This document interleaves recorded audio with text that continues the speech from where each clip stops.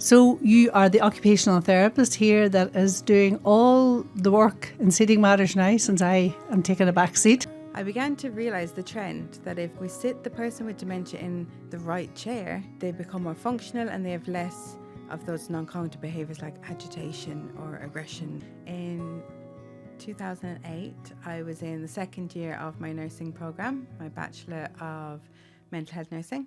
Actually, on my way to university one morning, I was on my way to give a road safety presentation when I had a car crash. I was in a coma for about five weeks. And for the first time when I met her, she looked at me and she said, "What do you want? What are your goals?" And no one had asked me that before.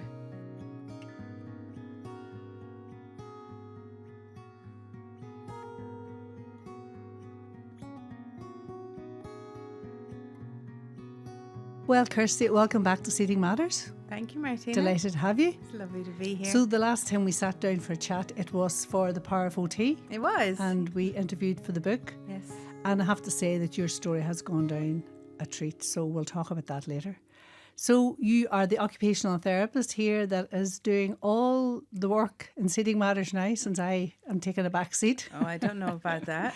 But I'm an occupational therapist and clinical training manager here at City Matters. So I do a lot of their events and I speak at conferences and the road shows across the UK. And I help with some clinical questions and input. So, yeah, I'm trying to fill your boots as best I can. So just with that accent now, you are not from the UK. Well, just tell us a little bit about your own personal. You're from Tipperary? I'm from Tipperary, in South of Ireland. That's right, that's right. I've lived there pretty much all my life and grew up there. And I started out thinking that nursing was going to be the career for me. So I did my 4 years in nursing and then I did 2 years, a master's in occupational therapy. Very good. And for Seating Matters, you travel all over the UK and Ireland and further afield. Oh, yes. Yeah. Yes, that's a big part of my job and something that I really enjoy. I go to places that I never thought I would get the opportunity to go to. So I'm really lucky. Yeah. So all the things, just recap there again, what exactly are your roles within Seating Matters? What do? You do assessments? What else do you do? I do seating assessments. So I do that whenever I get referrals in. I also do webinars and a lot of online education as well. I speak at conferences. So I get invited and I also attend conferences around Ireland, the UK and even America. Which I've been really lucky to be able to go to.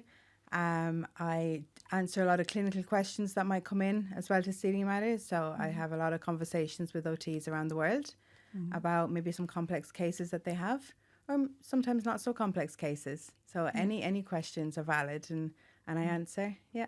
So Kirsty, as part of your role, you do assessments, you do presentations and everything. But I know that one of your big passions is in dementia. And when you came on board, you were really a catalyst for us because you got us to sit up and think a lot more about dementia and the impact that sitting is having on the dementia patient. And although we had always provided seating and a particular chair that we had provided, like the Atlanta, and people would say, do you know this works really well for a person with dementia? And we knew it worked well, but we didn't know why. And it wasn't until you came on board and because of your passion for dementia that you were able to really emphasise and highlight to us why the chair was having that positive impact. So just tell us a little bit about about dementia and about how you got passionate about it. Of course. That's just, I want to start by saying that's really lovely of you to say. Thank you. So when I was working as an occupational therapist, I'd work in a lot of facilities that had people with dementia. And I began to notice that, if somebody's sitting in the right chair, that they're feeling comfortable, that they're relaxed, that they're more functional, that those non-cognitive behaviours seem to subside, that they become more functional themselves and like to interact with their families or their surroundings, and they became happier. And family members even said to me, "Oh, we got our grandmother back," because she came out of her shell and she became engaging and lively again, and that was so lovely to see. So I began to realise the trend that if we sit the person with dementia in the right chair, that they become more functional and they have less of those non-cognitive behaviors like agitation or aggression or those kind of things. So I started to look at the chairs, and your chair, the Atlanta chair, I saw such a real positive trend using it, that when patients sat in these chairs, that I noticed this positive result. And what was it, do you think? You know, so I'm just trying to draw you out here. What was it that was given that result? Well, at the time I didn't know. All I could see was the result, and I could see all that positive results.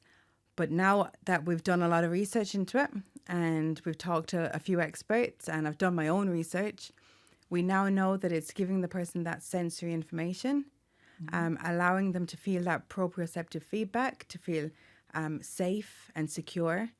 And that's what a lot of people who have dementia, that's what they're seeking, is that sensory information, that tactile feedback. They lose that proprioceptive feedback. They lose that ability to feel the plantar side of the body, so the backs of their legs and their trunk and the palms of their hands and the soles of their feet.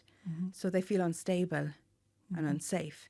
However, if you give them that sensory information, they feel a lot more relaxed and secure. And when they're not thinking about how insecure they're feeling, then they can actually concentrate on more functional tasks or being more social and having a better quality of life. So the Atlanta chair I've had so much success with in my career. So at Seating Matters, our focus is on the patient, but not just the patient. Our focus is also on the caregiver, on the staff member, the person looking after the dementia patient. So how, if you were talking to a family member, how important is seating for the dementia patient in their work? Seating can play such a key role for the caregivers as well as for the person who has dementia, because when the person who has dementia is seated comfortably and appropriately in the chair, then there's less work on the caregiver too. There's less repositioning. There's less assisting if the person's now able to feed and drink themselves. If the person is sliding or uncomfortable in the chair, they might be leaning to the side. So the caregiver might have to reposition them more often. So in the right chair, there's just less of a demand on the caregiver. And they would need more one-to-one supervision if they're in a chair that's inappropriate, if they're sliding or falling to the side. So the chair would frees up the caregiver a little bit. Gives them more free time to do other tasks. There is research out there that actually says that discomfort can be a cause of those non-cognitive behaviours, so that aggression and that agitation. Actually, discomfort can cause that. And an inappropriate chair can definitely cause a great deal of discomfort to a person. So there's a link between the agitation, the aggression, the wanting to get up all the time. There's a link between that and being comfortable in the seat. So the chair gives them that proprioceptive feedback, that nice, that secure feeling. Yeah. So not only is the chair going to help the patient, but it's going to help the people who are looking after them, the caregivers as well. That's right. If the person's more comfortable and they want to sit in the chair, then they don't have to have one-to-one supervision or even reduce that supervision. They can do that because let's face it, if we're uncomfortable in the chair, we don't want to sit down in that chair. We want to get up. Yeah. And it's the same with people with dementia too.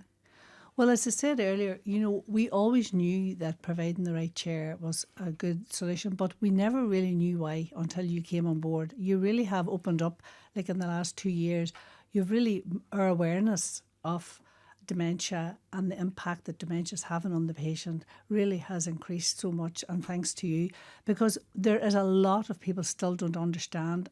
None of us really understand how the dementia person feels, and we're trying every day through research just to get to feel more what they are feeling when they're sitting in that chair. So you've really helped us with that. So that's really a big focus for us at the minute, is to try to help the dementia patient and the people who are looking after them. So that's great. Thank you for that. When I speak at conferences, and I do oftentimes speak about dementia care and the benefits of seating at dementia conferences, and that's one of the things that I love. I love speaking about it because I've only learned this in the last number of years. I wish I knew this years ago. I wish somebody had told me this, because I could have helped so many people. So by speaking about it and speaking with you about it today and letting as many people know and raising awareness, we can help so many people who have dementia. And it's not a costly thing, you know, and the benefit definitely outweighs the cost. So it's not a big costly thing to provide the right equipment, the right chair for the person. So, and it makes such a huge difference.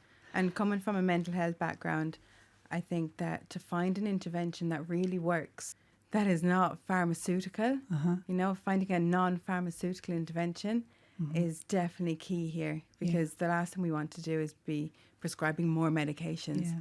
So, Kirsty, back to your career, and you were a nurse first, and then you became an OT. And you have a really very emotional and passionate story. So I want to hear that story again about how you started off as a nurse and why you became an OT. Could you tell us that? I can. In 2008, I was in the second year of my nursing program, my Bachelor of Mental Health Nursing, and I was loving it. I really love nursing. And I was actually on my way to university one morning. I was on my way to give a road safety presentation when I had a car crash. Right. And it was raining really heavy that morning, so the car came down the mountain, it spun and it hit a wall. It was a person who lived nearby. They heard the crash and came out and called the ambulance.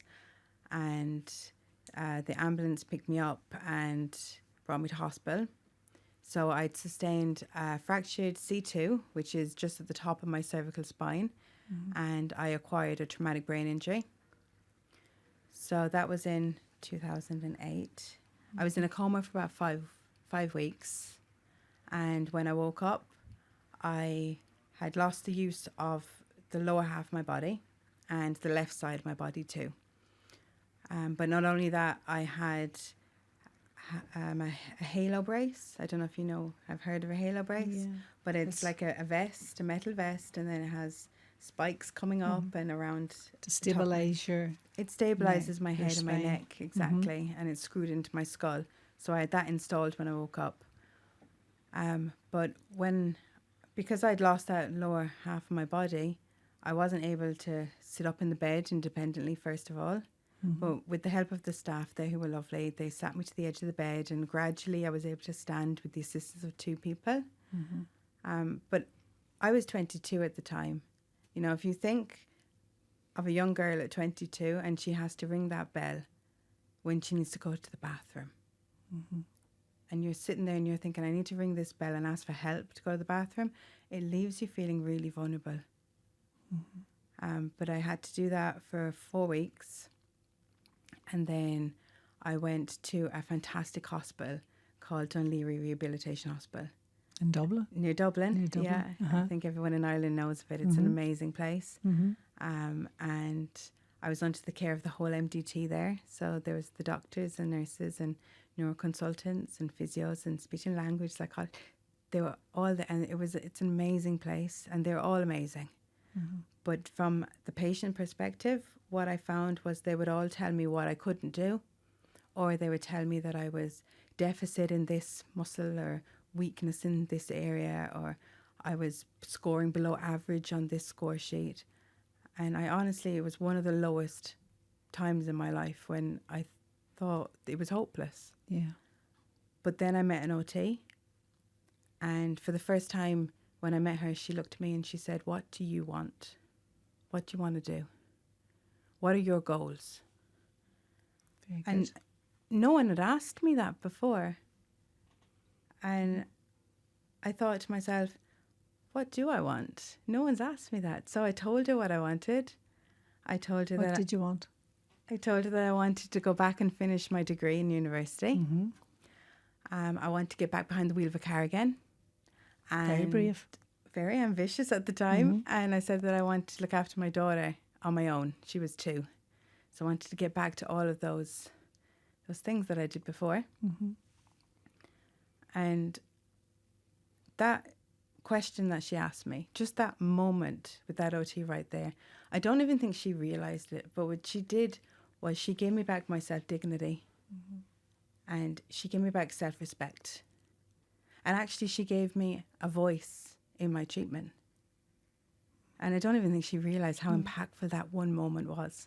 A lot of times OTs or even nurses, we don't realise that that one question, like, what do you want to do, can be so impactful, because it's very natural for us to ask that question. Exactly. And we didn't realise how impactful that was. It's just an So everyday that thing for us. changed you. You can remember it now, so that was a pivotal moment. So tell us then about this OT, the nice story then, because you had no idea. You went on with your rehabilitation, you got discharged from hospital, but you'd never met this OT. You couldn't remember who she was. No, because remember, I had a traumatic brain injury, and when I met her, it was only maybe 2 or 3 months after my accident. So there was still swelling in the brain. Memory was still very impaired. But you still remember what she said. I remember exactly what she said. I remember even some of the activities that we did together in Dunleary, and I could kind of remember her face. I could kind of remember some of the features, and that she was wearing glasses and she had kind of short blonde hair. But that was it. I could not remember anything about this woman. I just knew that she was in Dunleary during those years. Yeah. So I looked for over 10 years. I tried to find her using social media and maybe any contacts that I had, but no sign of this woman. Had no idea how to get in touch with her. So just first of all, so that triggered you, it got you back, and then you decided when you were back, you finished your nursing, but that was still in your head about what the OT said. So then that's when you decided to become an OT. Just because of that moment. You know, without that moment, I don't think I would have had the desire or the self-motivation to recover as well as I did. There's no way I would have recovered as well as I did without her support, and just that moment where I thought, there is hope for me to get better. So then you went back to university and you done, what did you do, a master's? I did a master's in Limerick? occupational therapy, in University of Limerick. That's just right. last year? No, that was in 2017 I graduated from that. Sorry. You did the master's. Explain that to me again. I did my master's. I graduated from the master's in occupational therapy in 2017. Then I was working as an OT, and then I began working at Seating Matters. And last year I've just completed a postgraduate. That's what I meant. That's what you were thinking. That's what I was referring to. She did a postgraduate last year at Limerick University. At University of Limerick again, in posture, seating, posture and wheelchair mobility. And through that, you then met this occupational therapist. Well, let me tell you how that happened. Right. When I graduated from that postgrad, the university asked could they write a story about me and about my academic journey and how the university was supportive and helped me. So, of course, I was delighted to do that. And I wrote my story piece and they published that. So they put it on their website and they put it in their newsletters. And then the radio stations got wind of this. So I was on 3 different radio stations telling this story and how the university helped me and supported me. And you told the story about the OT and the National Rehabilitation. Exactly. I told, I said, I laid it all out there. I told them exactly how this OT helped me and what inspired me to become an occupational therapist. And the 3rd radio station was a nationwide broadcast, so all across Ireland. And the next day, or was it that evening, I got a phone call from an unknown number. And this lady was on the phone and said, "Hello, Kirsty, my name is Alison." And just when I heard her voice, I knew that was her. I knew it was her. And I just started crying. And we had a fantastic, lovely chat. And she had no idea that she had such an impact, which is exactly why I wanted to find her all this time. And just share that with her, because as OTs, like you said, we don't realise the impact that we can have on our patients. And she had probably one of the biggest impacts on my life and on my career. She just rang you up and introduced herself. Yeah. And you knew when you heard her voice that was her? Straight away. No doubt. I knew when she said, "Hi, Kirsty, this is Alison." The name alone rang a bell with me. So that was that. Then I rang my colleague Dervla and I told her what had happened, and she was over the moon. And we had at Seating Matters, we had a great summit, which is where everyone from Seating Matters comes together, where we have a wonderful meeting and talk. And I had a speaking slot at this event, and I told my story just like I'm telling here today. And at the end of that story, Martina, you stood up on stage and you said someone else was also listening on the radio, and her name is Alison McCann, and here she is. And we introduced you. You had secretly invited Alison to the summit, and she was there on the day. And again, Kirsty cried again. It was a very emotional reunion, wasn't it? It was incredible. Yeah, it was. One of the most fantastic memories I think I have was that day. And then you're going to be seeing her again soon. Am I? Are you? Oh, yeah. Is she coming to your wedding? Totally forgot. I've been to her house a couple of times. Have you been to her house? I've been to visit So her. you're getting married soon?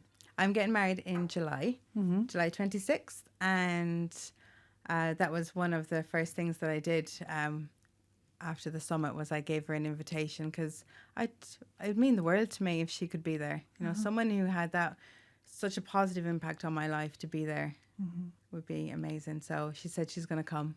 Very good. Look, that is a very incredible and an emotional story, and not only personally for you, but just how it led you to occupational therapy. You know, I've interviewed a few people for the book and also for the podcast, and their stories of how they became OTs, like they're so varied. But I just really believe that people are meant to be. You're attracted or you're drawn into occupational therapy. Yeah. I think it's a special career. Yeah, I would totally agree with you. Definitely. So what are your hopes for the future now? What would you like to do in the future of occupational therapy? Or have you any goals or dreams or ambitions? That's a hard one. You can tell me. Can I, though? Well, sure, here's your opportunity now. But I'd be afraid to say in case it doesn't happen. Well, I just had a conversation with Ryan. He did a podcast, and he said that as children, they were encouraged by me to visualise and to dream and to, is that right? Didn't he say that? Visualise and dream and to plan out. If you don't think about it, if you can see it, you can be it. Yeah. But you don't have to share it with me now. We can talk about it later. If there's something. Well, I think we'll play it safe right now because I'm just so scared that it doesn't happen. So I'm gonna save it for another time. Okay. But we'll talk later. Right. So that's for series 2. So I. I'm going to finish it off now anyway. Okay. So that's okay. I think Just ignore that last question then. We can we're cut ignoring that question. Do you want to answer? Are you going to answer something? I was It doesn't just gonna have to be about your- I was just going to say I would like the dream is to raise awareness of the importance of seating for people with dementia to and continue to. and We'll say continue that. research. Well, Yeah. that's Okay. Well, the dream would be, Martina, that we raise awareness and healthcare professionals' awareness of how important seating is for dementia care. We've already started that, as you know. We've already done an international survey to collect perspectives from OTs around the world of how the chairs actually help them and their patients in their practice. So it's all really about continuing that research and developing. expanding it out into the 24-hour posture as well. 24-hour postural care is just crucial. Yeah. It's great that we're looking at chairs and how beneficial the chairs are, but unless you can replicate that in the bed, Yeah. it's going to be useless. Yeah. You're going to have a 24-hour approach when the person's lying, sitting and standing. Well, that's where I hope we're going with seating, that we will spread out into like a 24-hour approach because, as you say, it's so important. And thank you for your contribution to Seating Matters to date. You've really been a real added value to the company, most definitely, and look forward to working with you in the future and helping us both to realise our dreams of making it better for the patient and the caregiver. So thank you very much, Kirsty. Thank you, Martina. It's so exciting what's going to happen in the future. I can't wait. Thank you. Thank you.